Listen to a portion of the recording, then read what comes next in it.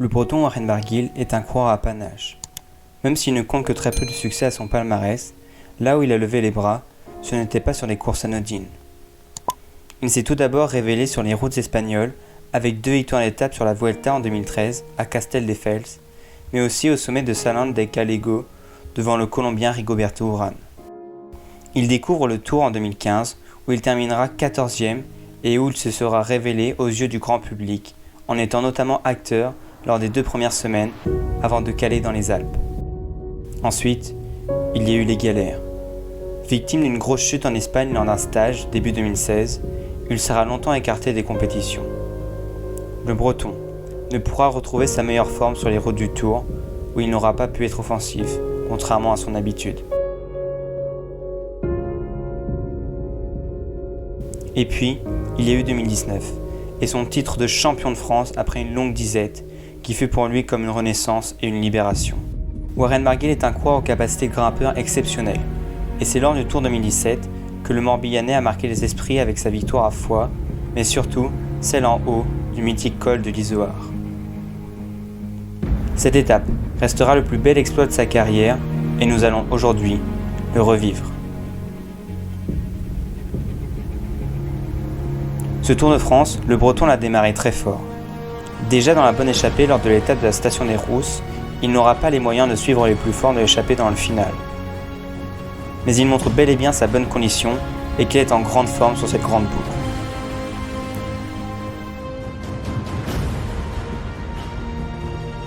Le lendemain, il est une nouvelle fois offensif sur la route de Chambéry, où il ne pourra résister au retour des favoris dans la descente du Mont du Chat. Calé dans les roues, il disputera le sprint avec les Cadors. Un sprint qu'il pensa remporter dans un premier temps. Mais après visionnage de la photo finish, c'est finalement une vieille retrouvaille qui s'impose. Le Colombien Rigoberto Urán.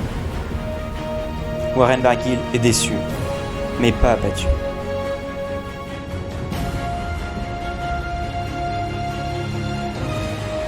Jour de fête nationale.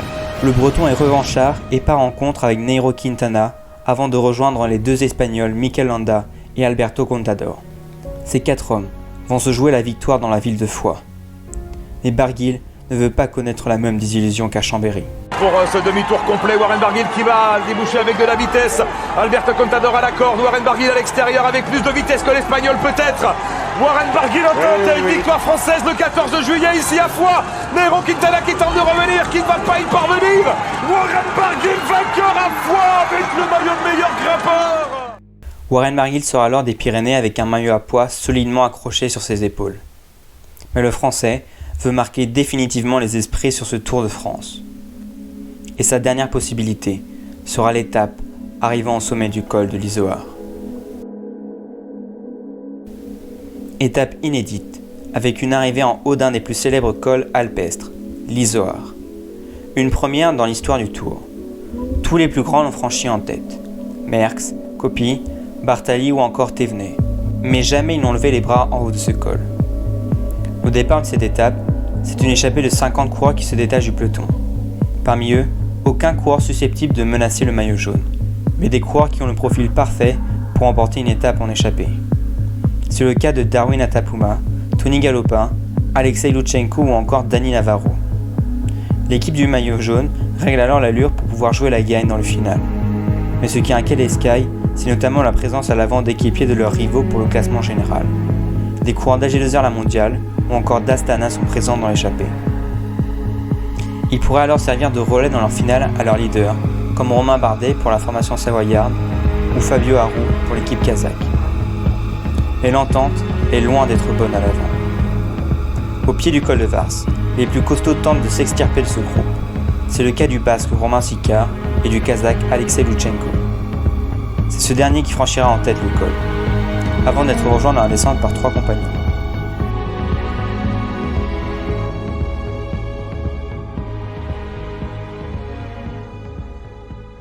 Mais une nouvelle fois, c'est le coureur de l'équipe Astana qui va s'extirper seul à l'avant.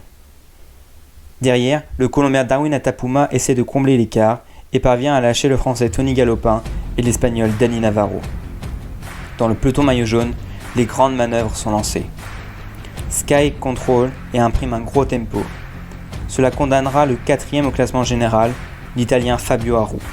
Devant, Darwin Atapuma a laissé sur place le Kazakh. Mais dans le peloton, une vieille connaissance a décidé de prendre les choses en main. Tiens, Warren Barguil qui va. Et Warren Barguil, allez pour la victoire d'étape, c'est jouable pour le coureur breton, le meilleur grimpeur de ce Tour de France. Warren Barguil qui se dresse sur les pédales. Bien sûr que c'est jouable, il est à 9 minutes de Christopher Froome. Froome ne va pas le suivre. Contador. Avec Contador, il est quand même, il est quand même éblouissant. Flamboyant. Même si c'est pas le Contador des grandes années, il y va. Dès qu'il peut, il y va. Le Breton est alors accompagné du double vainqueur de la grande boucle, l'Espagnol Alberto Contador. Les deux hommes s'extirpent du peloton et rattrapent un à un les coureurs étant dans l'échappée matinale. Mais le pistolero semble avoir quelques difficultés à tenir la roue du coureur de l'équipe Sunweb. Warren Barguil qui s'envole seul à la poursuite d'Atapuma. Barguil, à mon avis, il s'envole pour essayer d'aller gagner cette étape. Il est plus fort, Warren Barguil, qu'Alberto Contador, malgré le relais devant Okemolema pour le pistolero qui pioche, qui souffre et qui ne pourra sans doute pas accompagner Warren Barguil, Alberto Contador dans la route de Okemolema, mais c'est Warren Barguil qui s'envole à la poursuite. Et c'est logique, hein. La logique est respectée. Contador, on l'a senti hier, il est moins fort qu'un coureur comme Barguil. Il n'a pas les moyens de faire mieux que ce qu'il fait, que ce qu'il montre. Derrière, le coéquipier du maillot jaune, Mikel Landa, sort alors du peloton pour semer la zizanie et inquiéter les adversaires de Christopher Froome. En train de partir au facteur, là, Mikel Landa. Oui, Froome a laissé une cassure pour obliger probablement Romain Bardet ou Uran à bouger. Et oui, mais il faut bouger derrière Mikel Landa parce que l'Espagnol, on le sait, est dans une forme éblouissante, hein, malgré le fait d'avoir couru le Giro. Ils vont revenir peut-être inquiéter Romain Bardet ou Rigoberto Uran pour le podium. Mais derrière, les offensives se font attendre.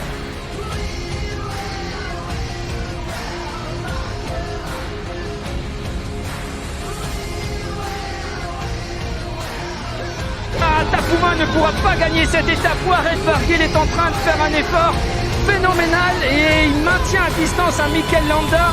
Il y a à peu près une dizaine de secondes entre Warren Barguil et Mikel Landa. Et l'attaque de Romain Bardet. Ils sont tout simplement en train de fondre. L'attaque de Romain Bardet tant attendue. L'Auvergnat qui se dresse sur les pédales à 3 km de l'arrivée. Romain Bardet avec Christopher Froome dans sa roue. C'est peut-être le moment de faire basculer. On sent qu'il a gardé toute son énergie pour cette attaque dans le final, Laurent. Oui, il était passé un petit peu en retrait, Romain Bardet, pour prendre de l'élan, pour essayer de jauger certainement l'état de fraîcheur de ses adversaires, essayer de les surprendre aussi au moment de démarrer, de changer de rythme. Et pour l'instant, Christopher Froome est revenu sans grande difficulté. Tout comme Uran, hein, Rigoberto Uran. S'accroche bien, c'est vrai. Et qui répond à toutes les attaques, Rigoberto Uran, depuis le début de ce Tour de France. Romain Bardet, la première tentative donc de la part du coureur de l'équipe AG2R La Mondiale. À 1 minute de la tête de la course, attention, Atapuma va sans doute voir revenir sur lui Warren Barguil et pourquoi pas Mikel Landa. Et puis derrière, on a ce match à 3 avec les 3 premiers du classement général. Ici, on départ de Galopin, l'attaque de Froome. L'attaque de Christopher Froome, le maillot jaune. Son jeu, Froome, il l'avait caché. Il l'avait caché. Christopher Froome est en train de voler vers une 4e victoire dans le Tour de France et peut-être vers la victoire d'étape.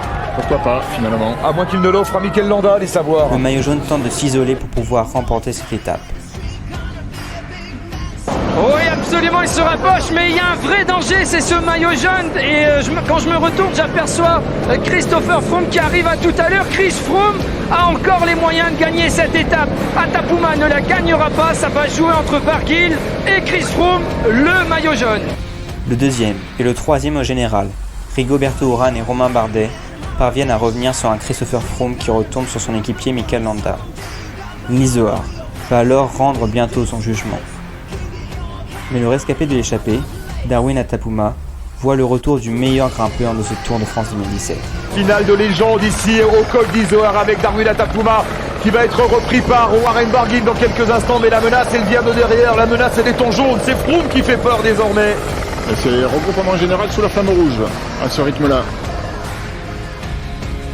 Le Breton s'inquiète du retour des favoris à l'arrière, mais aussi du Colombien qui arrive encore à s'accrocher à sa roue. À 20 secondes, ça se rapproche. 20 secondes de retard, 20 secondes. Et Froome, il peut combler ce retard sur une accélération. Et pourquoi pas Romain Bardet s'il a les jambes pour placer une accélération alors qu'Atapuma est en train de céder. Atapouma qui perd quelques Dans le dur, centimètres. oui, il est dans le dur, mais il s'accroche encore à la roue de Barguil. Ah, c'est un courageux le Colombien, il baisse la tête, c'est terminé. C'est terminé pour Atapouma. Seul un Froome à Bardet ou un Uran peut priver Warren Barguil de la victoire d'étape ici au col d'Izoard. Oh oui, parce qu'il y a encore de l'avance, au moins 20 secondes par rapport à ce quatuor. Landa, Froome, Uran et Romain Bardet. Mais c'est le maillot à poids aujourd'hui qui crève une nouvelle fois l'écran pour aller chercher une deuxième victoire d'étape sur ce tour. Après sa victoire à Foix le 14 juillet, c'est une autre victoire qui attend Warren Barguil à 800 mètres du sommet, une victoire de légende. 30 secondes entre les deux. Allez, Warren Barguil qui va rendre son maillot à poids plus éclatant encore. Il y a 40 points à aller chercher, mais ça c'est pas le plus important. Le plus important, c'est la victoire d'étape ici au sommet du col d'Izoard. Allez, c'est bien ce qu'il fait là, hein, bravo, parce que ça faisait longtemps qu'on n'avait pas vu un maillot blanc à Croix-Rouge français gagner une étape au sommet. Oh que oui. Depuis Richard Virenque, je pense. Et d'ailleurs, il y a du Virenque chez Barguil. Hein. Un peu la même façon de courir, le même panache, c'est vrai. Alors qu'Alberto Contador laisse filer Simon Yates. On va revenir sur la tête de la course parce que Warren Barguil est dans les 500 derniers mètres. Et ils sont durs ces 500 derniers mètres. Allez, on trouve une dernière fois Cédric. Est-ce que c'est gagné, Cédric, pour Warren Barguil? Oui, c'est gagné. Ouais. Une nouvelle attaque de Bardet. Avec l'attaque de Romain Bardet maintenant pour tenter de grappiller quelques secondes par rapport à Christopher Froome. Nous sommes dans le dernier kilomètre d'ascension. Romain Bardet qui attaque. Est-ce qu'il est en train de décramponner Christopher Froome qui ne veut rien céder bien sûr, tout comme Rigoberto Urán. Il y a des bonifications également à prendre. Alors les 10 secondes seront pour Warren Barguil parce que Warren Barguil, on l'a compris, va remporter cette étape de légende ici au sommet du col d'Izoard. Il n'en croit pas ses yeux. Warren Barguil vainqueur au sommet du col d'Izoard. Deuxième victoire d'étape pour Warren Barguil.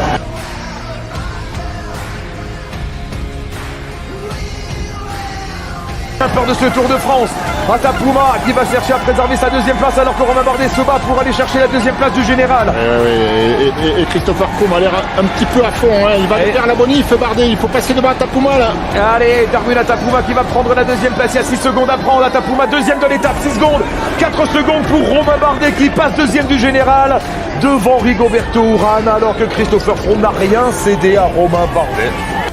Warren Barguil remporte alors l'étape la plus prestigieuse de ce Tour de France, et ce jour-là, il est rentré dans la légende en étant le premier coureur à s'imposer en haut du col de l'Izoard.